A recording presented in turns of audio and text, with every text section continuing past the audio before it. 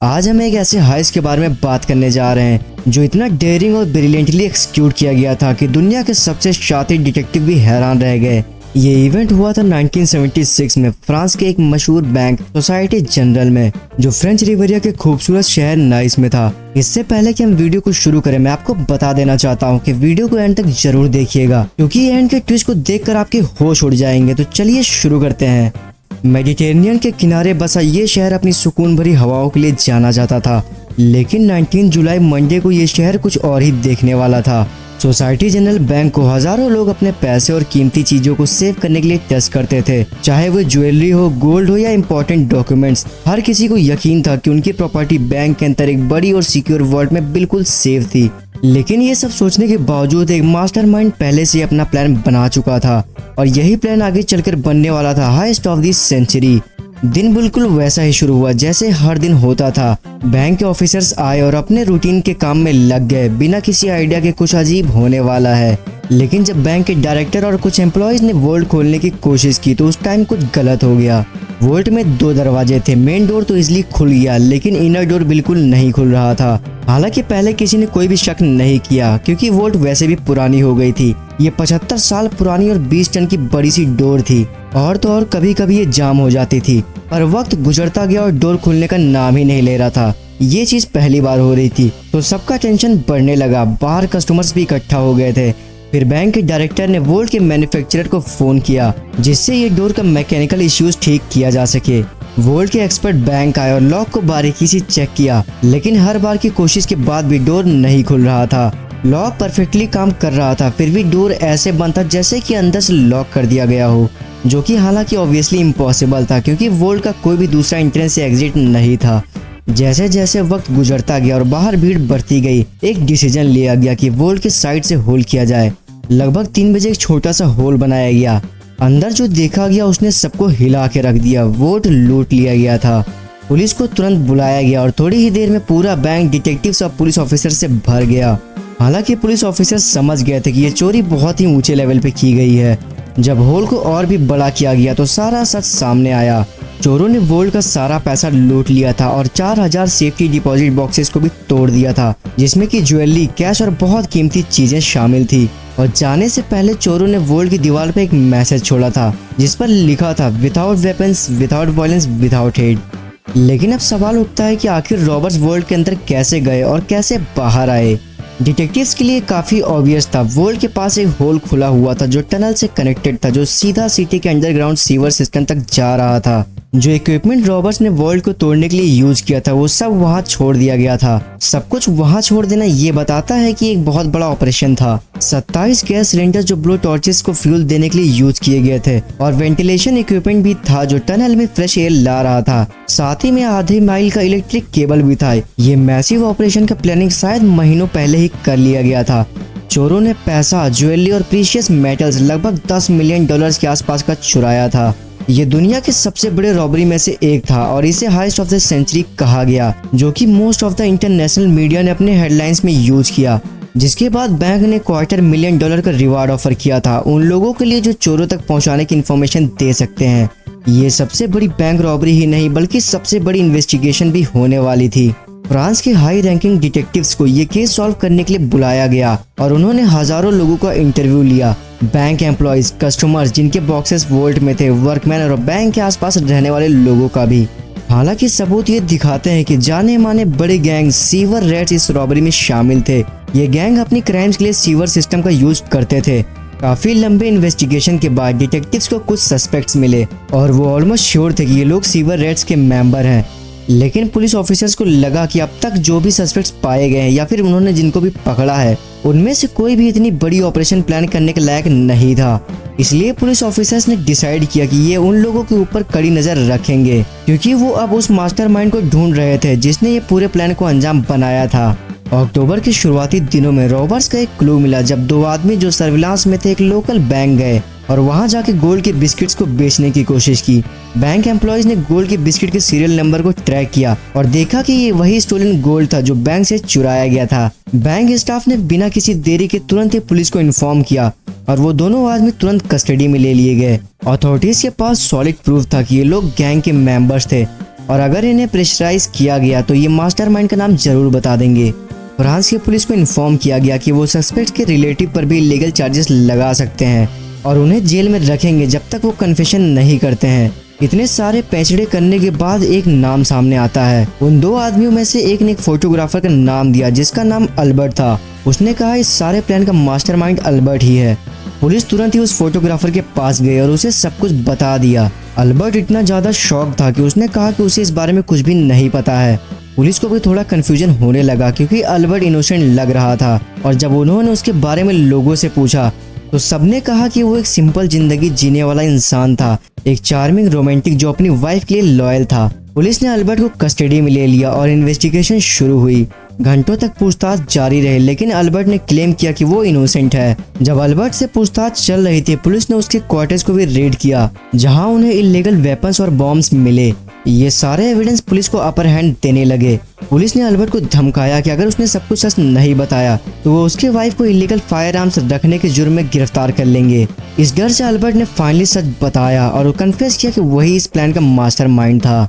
Albert ने बताया कि ये आइडिया उसके दिमाग में 2 साल पहले आया था जब उसके पड़ोसी जो बैंक में ही काम किया करते थे उन्होंने बताया था कि वोल्ट में कोई भी अलार्म सिस्टम नहीं है। अल्बर्ट ने बैंक में एक सेफ बॉक्स रेंट किया और वोल्ट के अंदर एंटर करके सब कॉर्नर्स का फोटोग्राफ लिया। उसने प्लान बनाया कि वो टनल खोदकर वोल्ट तक पहुंचेगा। नाइट सिटी में एक बहुत ही बड़ा अंडरग्राउंड सीवर सिस्टम है लेकिन ये सारे बिल्डिंग के नीचे थे, इसलिए अल्बर्ट ने सोचा कि वो बैंक के बिल्डिंग के नीचे तक टनल खोदकर जा सकता है।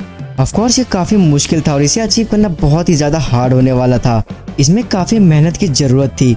अल्बर्ट ने डिसाइड किया कि वो सीवर सिस्टम के नीचे जाएगा और कुछ हफ्तों तक मुआयना लेगा लेकिन अल्बर्ट ने जितना सोचा था ये काम उससे भी ज्यादा मुश्किल हो रहा था। सीवर में इतनी ज्यादा बदबू थी कि वो वहाँ पर रुक ही नहीं पा रहा था। आखिर में उसने रियलाइज किया कि ये एक इम्पॉसिबल मिशन है। फिर उसने एक कॉन्ट्रैक्टर का नाटक करते हुए वो सिटी हॉल गया और वहाँ से सिटी सीवर सिस्टम का मैप ले आया जिसने उसका काम काफी आसान कर दिया। आखिर में उसने बैंक के सबसे करीब सीवर ब्रांच को ढूंढ लिया था। फिर उसने डिगिंग के सही स्टार्टिंग पॉइंट को पहचान लिया। सबसे नजदीक पॉइंट से वोल्ट के नीचे तक 30 फीट का टनल खोदना था।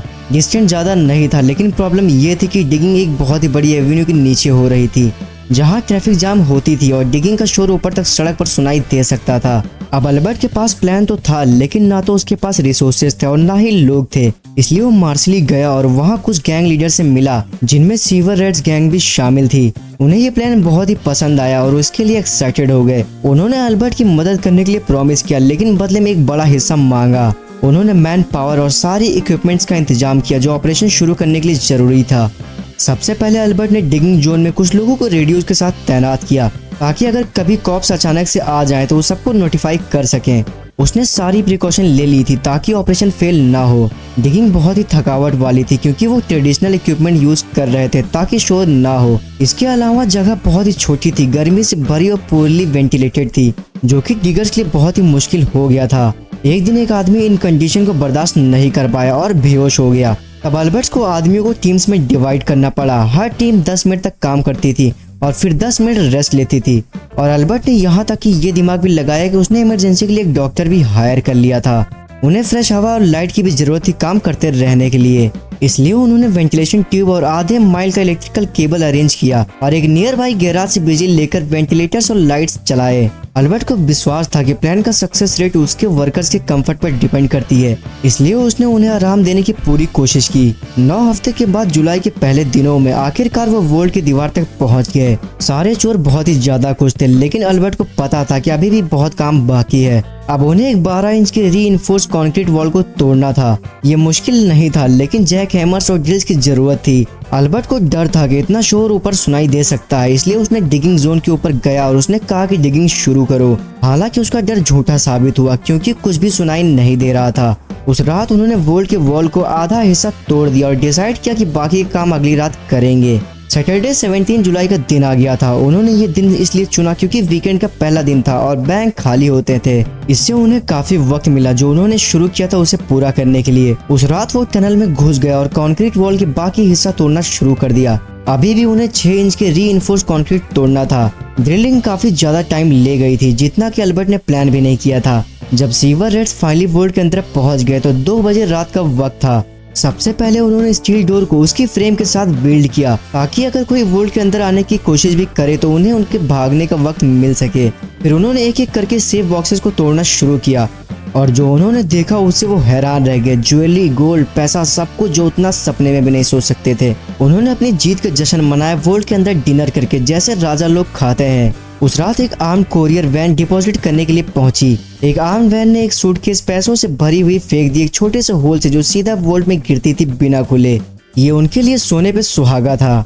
सीवर रेड सेफ बॉक्सेस तोड़ते रहे और 27 घंटे तक उन्होंने वोल्ट में काम किया, लेकिन उन्हें 4000 बॉक्सेस में से सिर्फ 400 बॉक्सेस तोड़ने में ही सफलता मिली। लेकिन उनके लिए काफी था। मंडे सुबह 5 बजे अल्बर्ट ने कहा कि अब वक्त आ गया यहाँ से निकलने का। 4 घंटे के बाद बैंक खुलने वाला था, लेकिन निकलने से पहले अल्बर्ट ने एक पेंट स्प्रे उठाया और वॉल पर लिखा without weapons, without violence, without hate. हालांकि लिखा हुआ देखकर डिटेक्टिव्स को बहुत ही ज्यादा गुस्सा आया, जबकि लोग इस क्राइम पर हंस रहे थे और इसकी तारीफ कर रहे थे। आखिर में अल्बर्ट और सीवर रेड गैंग को अरेस्ट कर लिया गया। अल्बर्ट ने डिटेक्टिव्स को सब कुछ बता दिया जो हमने पहले सुना था और अल्बर्ट ने कोऑपरेट करने की इच्छा व्यक्त की, लेकिन शर्त ये थी कि उसकी वाइफ को इस सब से दूर रखा जाए। अल्बर्ट पुलिस की कस्टडी में रहा जब तक उसके खिलाफ फाइनल जजमेंट नहीं आई। इस दौरान अल्बर्ट और उसके लॉयर जज से हर थर्सडे मिलते थे। जज अल्बर्ट की स्टेट इवेलुएट करना चाहता था और देखना चाहता था कि वो कितना कोऑपरेट करने के लिए तैयार है। ये सिचुएशन कुछ हफ्ते तक चली। अल्बर्ट जज के ऑफिस गया और आधे घंटे जज के साथ बिताया। अल्बर्ट बहुत ही ज्यादा कोऑपरेट कर रहा था और सबको उम्मीद थी कि उसकी सेंटेंस को रिड्यूस कर दिया जाएगा। आखिरी मीटिंग से पहले अल्बर्ट जज के ऑफिस गया और रॉबरी के बारे में बात शुरू हुई और जज को सीवर सिस्टम के कुछ मैप्स दिए। उसने जज को समझाया कि ऑपरेशन कैसे प्लान किया गया था और उन्होंने कहां से डिगिंग शुरू की थी, लेकिन जज को कंफ्यूजन हो गया, जिसका फायदा अल्बर्ट ने बहुत ही चालाकी से उठाया। जज की कंफ्यूजन का फायदा उठाते हुए अल्बर्ट शांति से अपनी जगह से उठता है, जज की चेयर के पीछे जाके खड़ा हो गया और जज को और ज्यादा प्रिसाइजली समझाने लगा। हमने यहाँ से शुरू किया, फिर ये किया और फिर वहाँ पहुँच गए।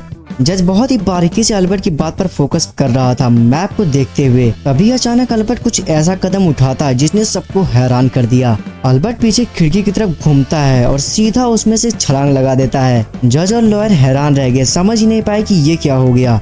जज का ऑफिस फर्स्ट फ्लोर पे था, जो अल्बर्ट के लिए इजी था कार की छत पर लैंड करने के लिए, जो विंडो के नीचे पार्क थी। जैसे ही उसने जंप किया, उसका दोस्त मोटरसाइकिल के साथ उसका इंतजार कर रहा था और वो दोनों हमेशा हमेशा के लिए भाग गए। उस दिन के बाद अल्बर्ट हमेशा के लिए गायब हो गया। पुलिस को ना ही अल्बर्ट मिला और ना ही चोरी किया हुआ कोई भी सामान, इंक्लूडिंग पैसा।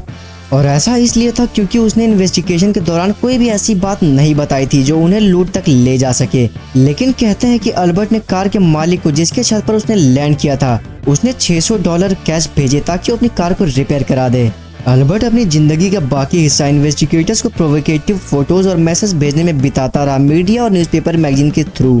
हालांकि दुख की बात यह है कि अल्बर्ट की वाइफ, जिसे वो बहुत ही ज्यादा प्यार करता था, उसने उसकी इस एस्केप वाली जिंदगी में साथ देने से इनकार कर दिया। वो फ्रांस के नाइस में ही रही और अपना काम नर्स के रूप में जारी रखा। सेंचुरी के सबसे बड़े दिमाग के मास्टरमाइंड अल्बर्ट 1989 में लंग कैंसर की वजह से गुजर गया। और ये थी आज की हमारी वीडियो। आपका इन चोरों के बारे में क्या कहना है हमें कमेंट सेक्शन में जरूर बताएं। मैं सारे कमेंट पढ़ के उनका जवाब जरूर दूंगा। अगर आपको वीडियो पसंद आई हो तो प्लीज लाइक करें, सब्सक्राइब करें और बेल आइकन को प्रेस करें ताकि आपसे हमारी कोई भी वीडियो मिस ना हो।